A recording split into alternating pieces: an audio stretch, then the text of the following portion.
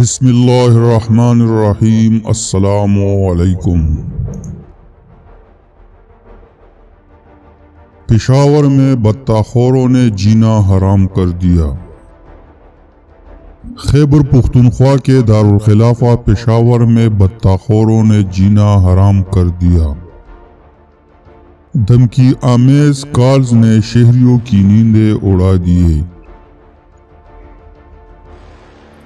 چین سکون آرام چھین لیا، شہری خوف میں مبتلا ہو گئے۔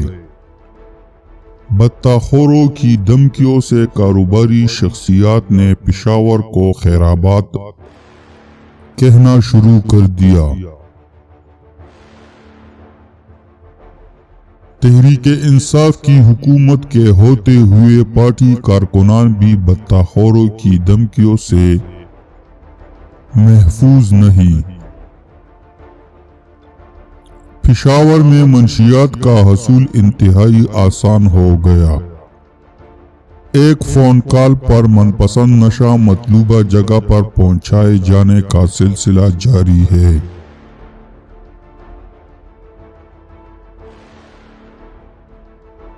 نشے کی لت کو پورا کرنے کے لیے نوجوان مختلف جرائم کرنے لگے ہیں۔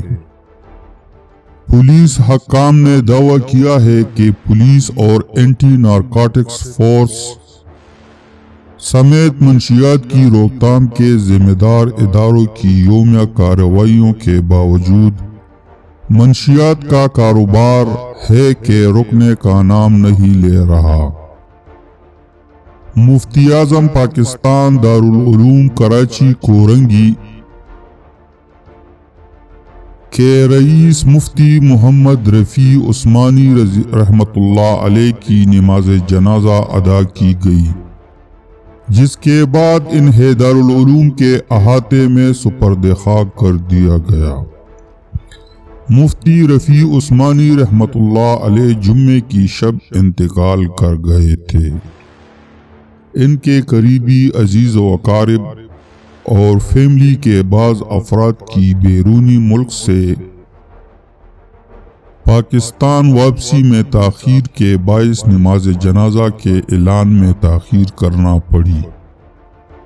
ملک بھر کے علماء کرام، مشائخ، سیاسی رہنماؤں اور حکومتی شخصیات کا کہنا ہے کہ مفتی محمد رفیع عثمانی کی رحلت سے پیدا ہونے والا خلا کبھی پر نہیں ہو سکے گا۔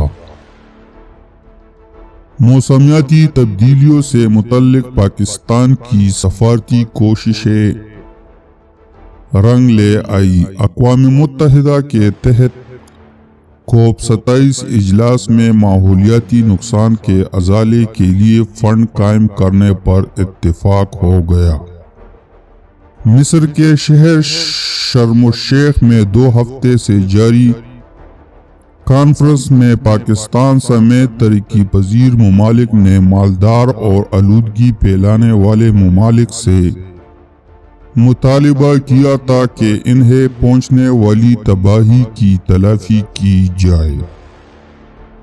غیر ملکی خبر رساں ادارے کے مطابق 2 ہفتوں کے مذاکرات کے بعد مطالبہ منظور کر لیا گیا۔